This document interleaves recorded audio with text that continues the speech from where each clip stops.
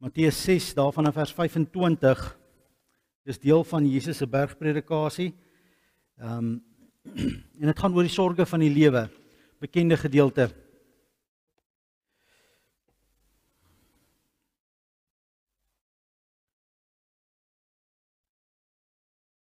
Daarom sê ek vir julle, moet julle nie bekommer oor julle lewe, oor wat julle moet eet of drink nie, of oor julle liggaam, oor wat julle moet aantrek nie. Is die lewe nie belangriker as kos en die liggaam as klere nie? Kyk na die wilde voëls, hulle saai nie en hulle oes nie en hulle maak nie in skure bymekaar nie. Julle hemelse Vader sorg vir hulle. Is julle nie baie meer werd as hulle nie? Trouwens, wie van julle kan deur om te bekommer sy lewe met 'n enkele uur verleng? En wat bekommer julle oor klere? Let op hoe groei die veldlelies. Hulle soeg nie en hulle maak nie klere nie. Maar ek sê vir julle, self Salomo in al sy pragt was nie geklee soos een van hulle nie. As God dan die gras van die veld wat vandag nog daar is en môre verbrand word, so versier, hoeveel te meer sal hy dan nie vir julle sorg nie, julle klein gelowiges. Julle moet julle dus nie bekommer en vra, wat moet ons eet, of wat moet ons drink, of wat moet ons aantrek nie. Dit is alles dinge waaroor die ongelowiges begaan is. Julle hemelse Vader weet tog dat julle dit alles nodig het. Nee, beywer julle allereers vir die koninkryk van God en vir die wil van God, dan sal hy julle ook al hierdie dinge gee. Moet julle dus nie oor môre bekommer nie, want môre bring sy eie bekommernis. Elke dag bring genoeg moeilikheid van sy eie. Vriende, 5 bedes. Laat die naam geheilig word, laat die koninkryk kom. Gee ons vandag ons daaglikse brood. Vergewe ons sondes en laat ons nie in versoeking kom nie. Ons het hierdie week 'n klomp goed gesê, maar die Onse Vader is as te ware 'n raamwerk. 'n Raamwerk waar binne ons bid. En nadat ons wêreld rondom God gesentreer het, daaroor het ons gepraat, half ons wêrelddenkbeelde voor God kom uitpak en sê, Here, hier is my lewe. Ek kom fokus op U en ek kom sit my lewe voor U neer. Ons self voorberei op die manier wat nodig is. Dan vat ons elke frase van hierdie gebed. En die regte manier om dit te bid is nie, ons Vader wat in die hemel is, laat U naam geheilig word, laat U koninkryk kom, glad nie. Tyd. Daar's hierdie grappie van die oomie, ek dink dit was van Lambert's Baai of Port Nolloth of een van die plekkies. En toe bel 'n vriend hom en toe sê hy, maar hulle toer nou hier langs die kus af en is dit reg as ons 'n draaitjie kom maak? En toe sê die oom, nee, julle is meer as welkom, kom asseblief. Maar ek vra net een ding, as julle kom, bring tyd saam. As julle kom kuier, bring tyd saam. En ek dink in 'n sekere manier is dit 'n goeie lese om te hê wanneer ons gaan bid eerstens, maar dan ook die Onse Vader bid, dat ons sal tyd saamvat. Dat mens elke frase van die gebed stadig, meditatief, nadenkend kan laat deel word, dit sê en maar weer sê, daaroor begin dink en dan in die diepte van daardie frase 'n bietjie in te gaan. In daardie frase se betekenis in te gaan. Ek het probeer om vir u so 'n bietjie betekenisse of deure oop te maak binne die kamers van elkeen van hierdie bedes. om vir u te sê, onthou, jy kan hieroor en daaroor bid, wanneer jy met daardie frase besig is. So vir mense wat oefen om die Onse Vader te bid en met die Onse Vader te bid, dan raak hulle soms so bietjie weg in 'n kamer. Terwyl hulle daaraan gaan, brei hulle uit oor die detail van hulle lewens. Maar ons lewe soos dit nou is. Gaan in, praat met die Here oor jy in hierdie kamer. Die koninkryk van God wat moet kom, wat dit beteken, sy koninkryk. Gaan draai op al daai verskillende terreine, maar iewers draai jy ook rondom wat jy sien en wat in jou lewe gebeur, en waar dit aansny by jou lewe en hoe dit moet aansny. Iewers moet ons miskien 'n punt daarvan maak om onsself maar te kry om die hele Onse Vader deur te bid. En hoekom Dallas Willard dit insit nadat hy 'n bietjie gepraat het hieroor, is omdat hy sê hy het op 'n stadium net oorgegaan om te begin verdwaal in die Onse Vader. Om die deur van laat die koninkryk oop te maak en dan daarin te gaan. En hy sê dit het vir 'n lang tyd met hom gebeur dat hy 2 uur in die nag sou wakker word en dan sou hy vir 'n uur vreugdevol met die Here besig wees, net in 'n deeltjie van die Onse Vader, om met die Here te praat oor een aspek. En dan later te besef, maar af en toe moet hy 'n punt maak om by die ander punte ook uit te kom. Of nie net elke keer in dieselfde kamer, selfe frase van die Onse Vader weg te raak nie. Daar is natuurlik baie meer aan gebed as net die Onse Vader. Die Onse Vader is 'n gebed wat ons leer bid. Dit is 'n fondasie van ons gebedslewe. Maar is ook 'n raamwerk vir gebed. En iemand sê baie mooi, jy kan verby die Onse Vader beweeg, solank jy net binne in hom bly. Bedoelende dat die Onse Vader skep die wêreld waarin ons wegraak in gebed. So beweeg verby die eerste frasetjie, beweeg verby net daai ou puntjie, maar onthou dat dit is die riglyn wat Jesus vir ons gegee het. En verder, die manier om ons gebedslewe af te skeep is eerstens om 'n besluit te neem om oor 'n klomp goed wat belangrik is of blykbaar belangrik is te begin bid, maar dit interesseer ons eintlik glad nie. Dit is die sekerste manier wat jou gebedslewe gaan seer kry, agteruit gaan en heel moontlik baie moeilik gaan raak om aan die gang te hou. En mense is baie maklik om te begin wegduins wanneer gebed 'n klomp goed raak waar ons moet bid. Daar was 'n boekie toe ons studente was en ons was kwaai in die sending ding in en saam met 'n groep ouens wat almal op sendinge raak het. The Hour That Changes the World. Ek dink dit is Dick Eastman wat dit geskryf het. In kort voorlank toe ons almal besig om hierdie uur wat die wêreld verander te bid.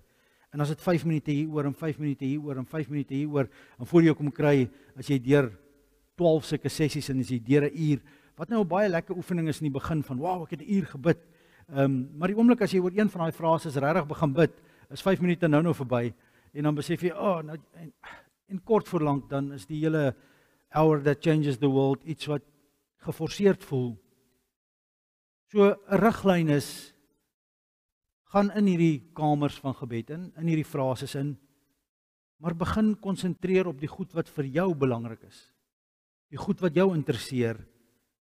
Dit help nie jy praat oor 'n klomp goed oor die koninkryk wat jy miskien nie eers verstaan of nie eers by aansluiting vind nie.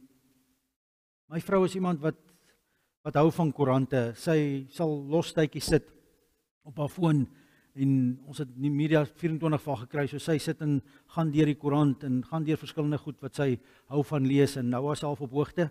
Sy is my bron baie keer van 'n klomp goed wat gebeur.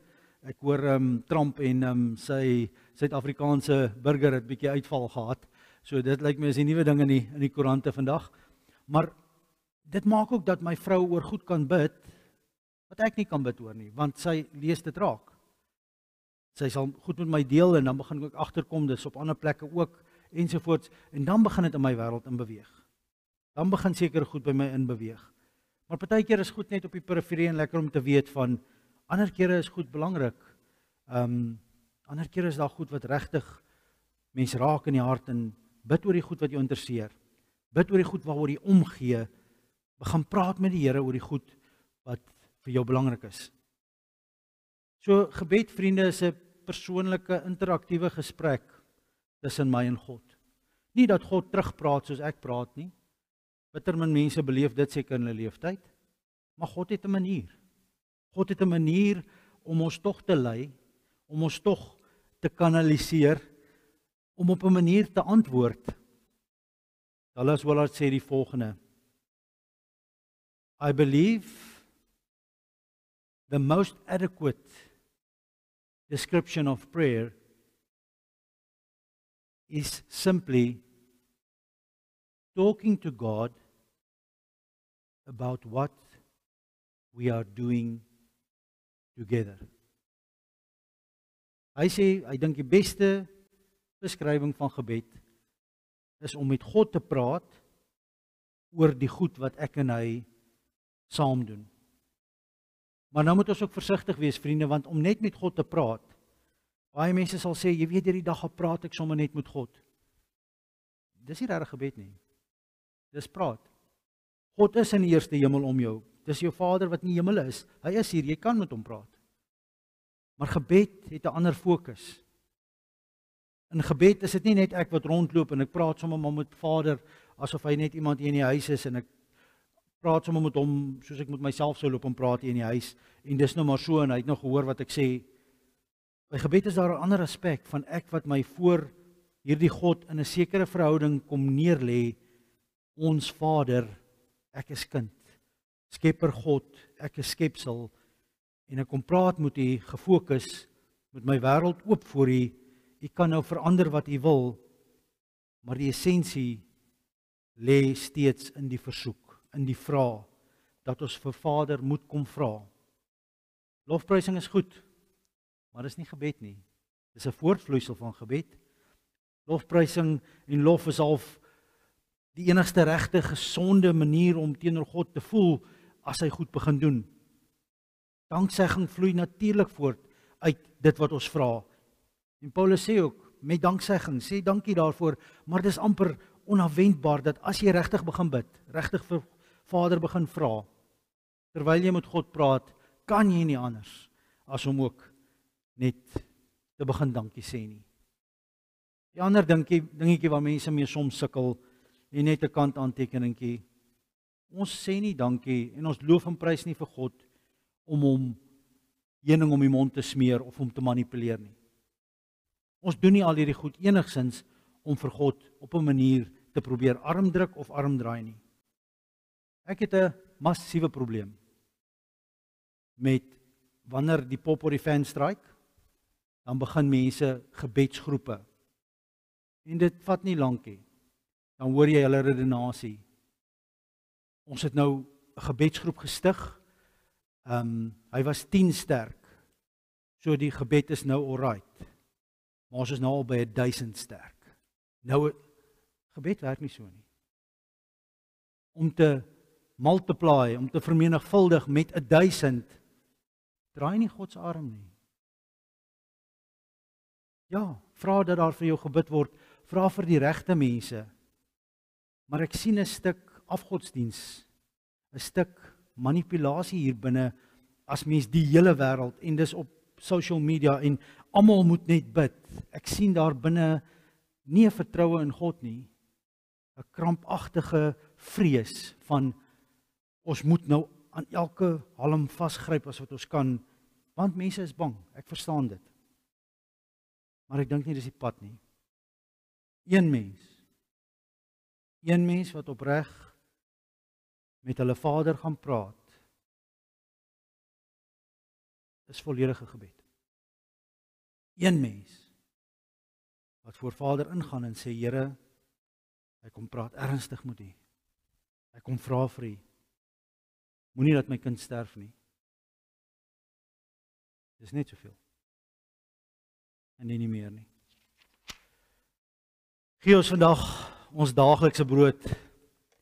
Vriende, hoekom staan hier nie net Here gee ons brood nie?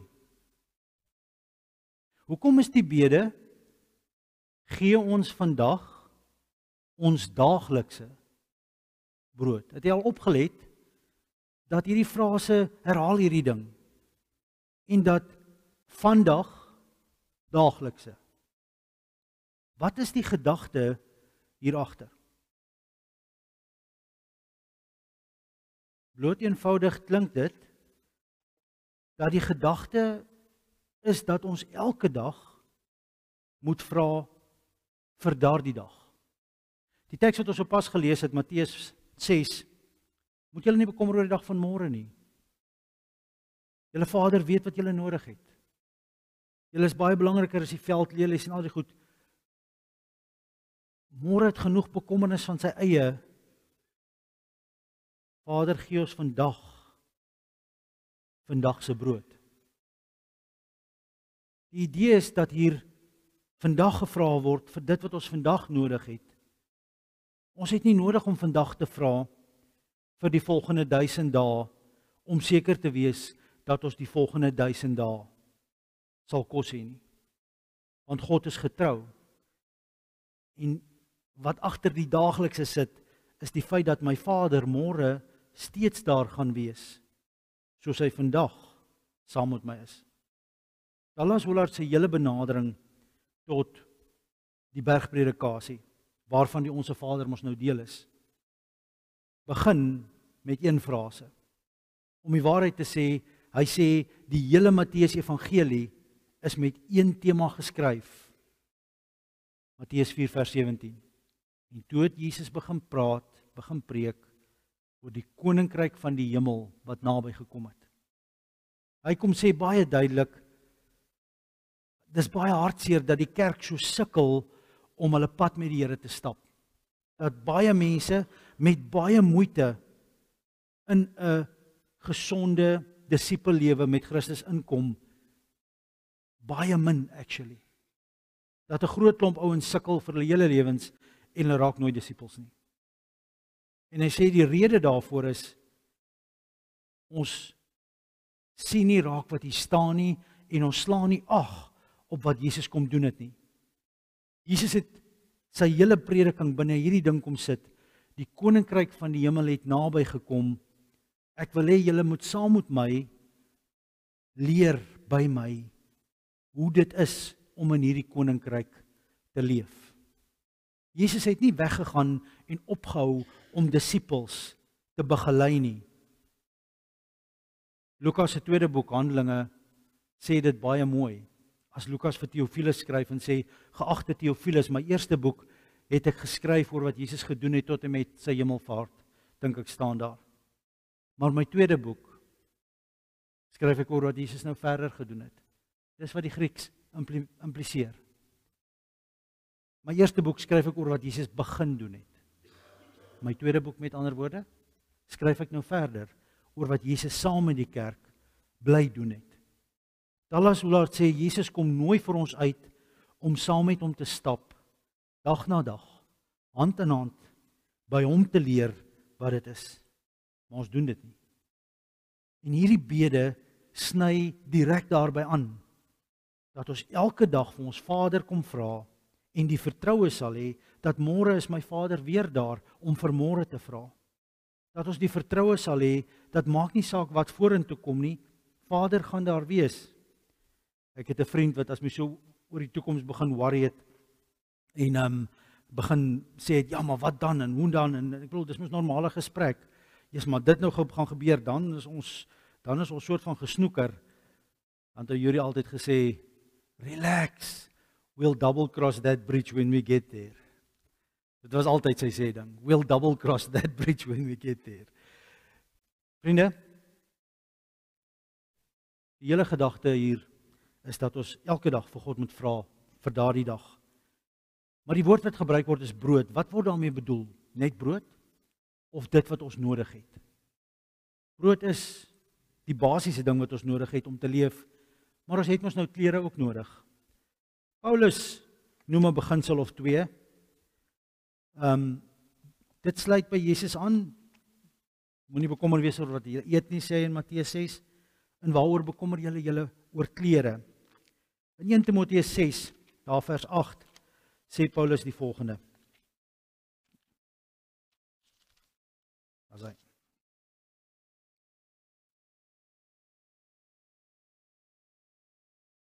As ons dan kos en klere het, moet ons daarmee tevrede wees. Vers 6 is 'n stunning vers. Ek is baie mal oor Matteus 6 vers 6. Die godsdiens is 'n groot wins as iemand tevrede is met wat hy het. Want ons het niks in hierdie wêreld ingebring nie en ons kan ook niks daaruit wegneem nie. As ons dan kos en klere het, moet ons daarmee tevrede wees. Vriende, dit sluit so 'n bietjie aan by wat in die woestyn gebeur het toe Jesus die volk gelei het. Deuteronomium 8. Ek lees gou daar so 2-3 verse vir ons. Deuteronomium 8 vers 3 tot 5. Hy het jou laat swaar kry, laat honger ly en toe met manna gevoed. Iets waarmee nog jou voorvaders bekend was. Hy het dit gedoen om jou te leer dat 'n mens nie net van brood leef nie, maar dat hy leef van elke woord wat uit die mond van God kom. Bekende woorde, nê, want dis die woorde wat Jesus gebruik wanneer die duiwel hom versoek in die woestyn. Jou klere het in die 40 jaar nie verslyt nie. Iemand het nou reg vir my gesê, hulle het vir die eerste keer nou raak gelees dat die volk Israel se klere het nie oud geraak nie. Die klere waarmee hulle in die woestyn ingegaan het hulle meer die woestyn uitgekom 40 jaar lank. Die klere nie verouder nie. Jou klere het in die 40 jaar nie verslyt nie.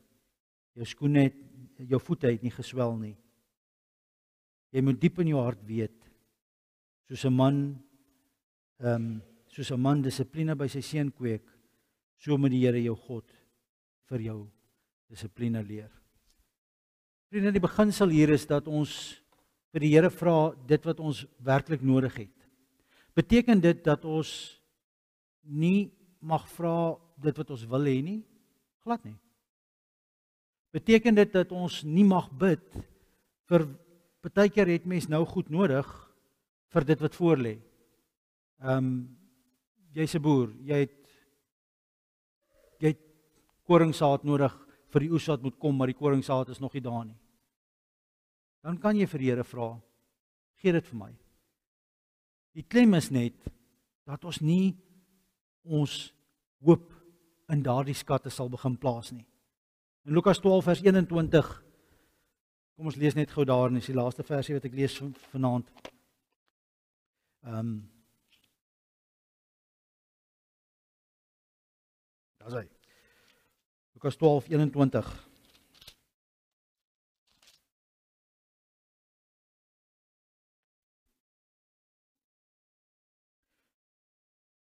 Ek lees nog so verse wat voor dit, dat ons net gou die konteks kry. Maar God het vir hom gesê, jou dwaas, vandag nog sal jou lewe van jou opgeëis word. En wie kry dan alles wat jy bymekaar gemaak het?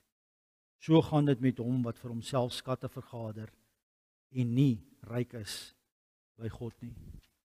Vriende, daar's niks verkeerd dat die Here vir mens iets gee nie. Dieselfde vriend wat gesê het ons sal daai brug double cross as dit daar kom.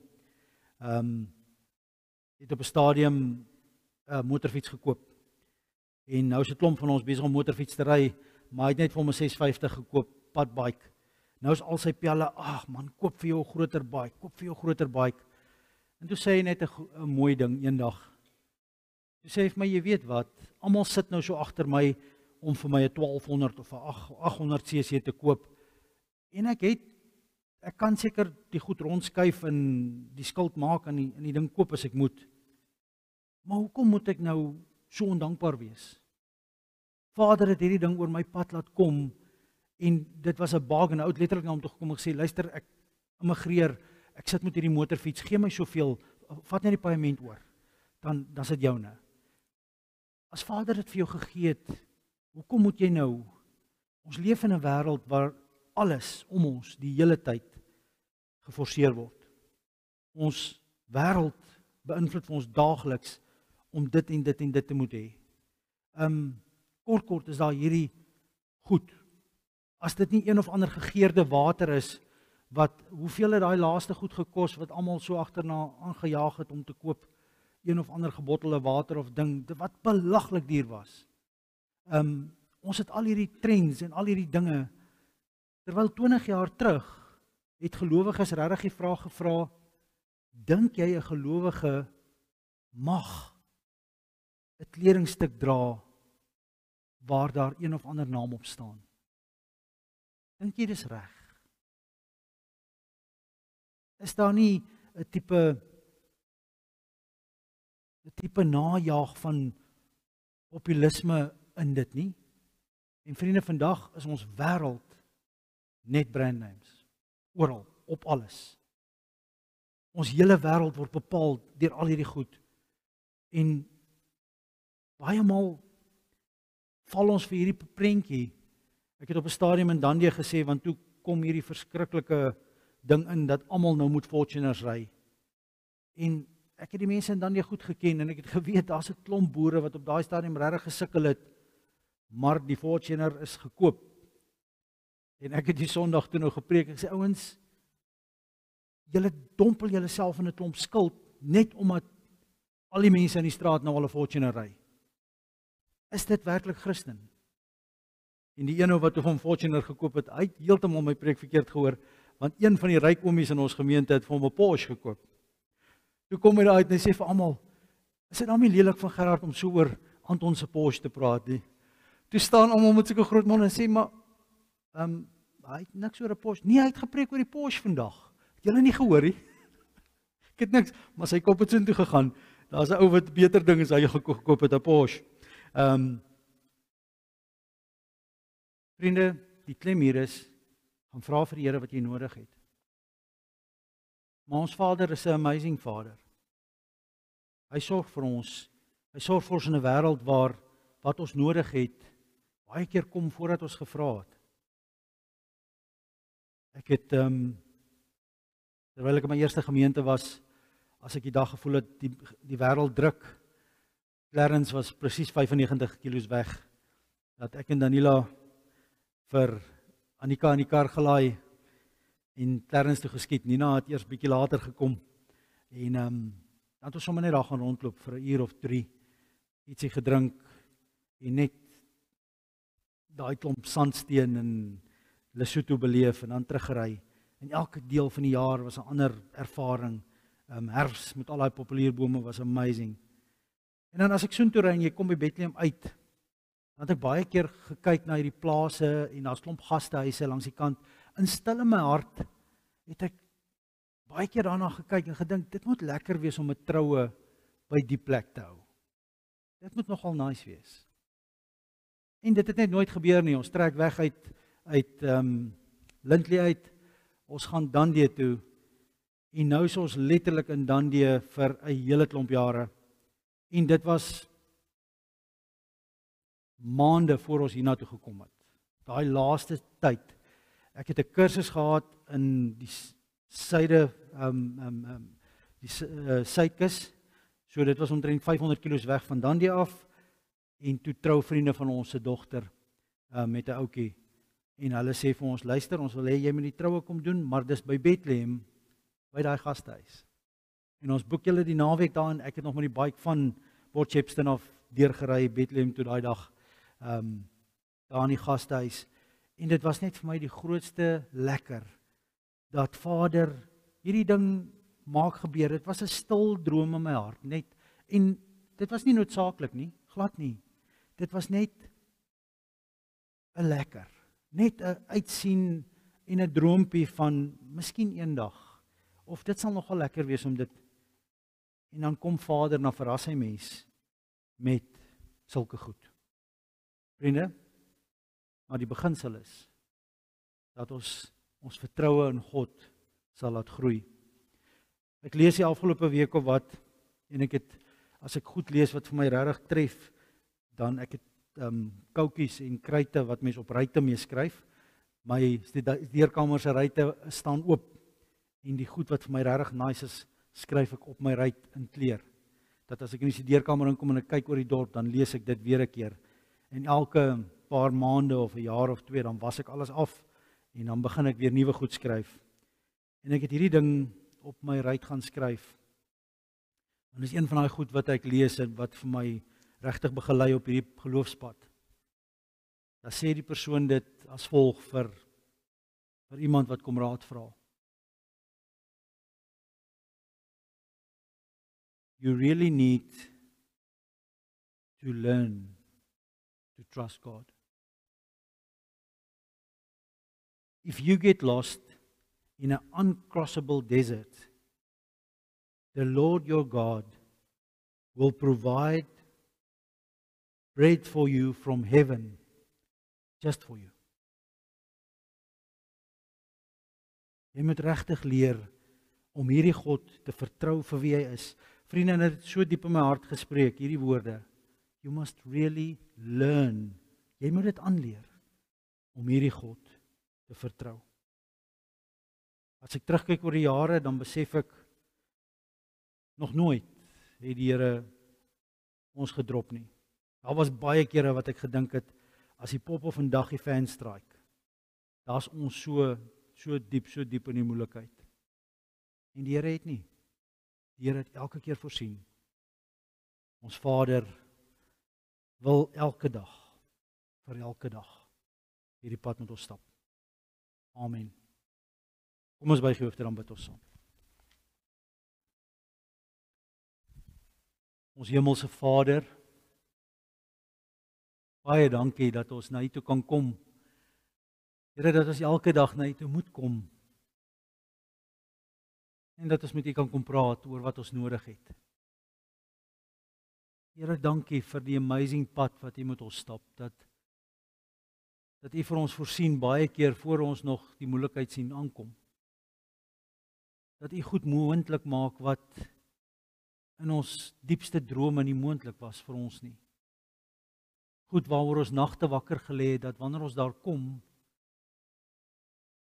dit soort van net in plek val met opoffering, maar moontlik dat dit gebeur.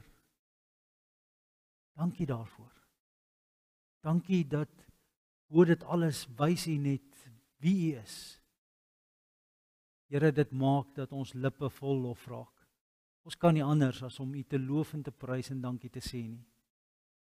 Dankie vir hierdie ontsaglike uitnodiging van moenie bekommer oor môre nie. Moenie heeltyd bekommerd wees en heeltyd gaan tel hoe vol jou reserves is en heeltyd bekommer oor wat alles kan gebeur nie. Dat ons lewens in U hand moet neerlê. Dat ons moet hoor wat U sê, dat daardie reserves niks werd is nie. Dat dit in 'n nag, in 'n oogwink weggevat kan word.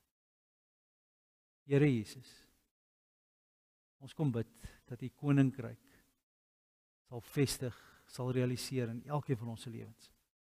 Ons bid dit in U naam. Amen. Voor ons afsluit met ons laaste lied, gou net hoor, Here, ek sien nie vanaand vir Mario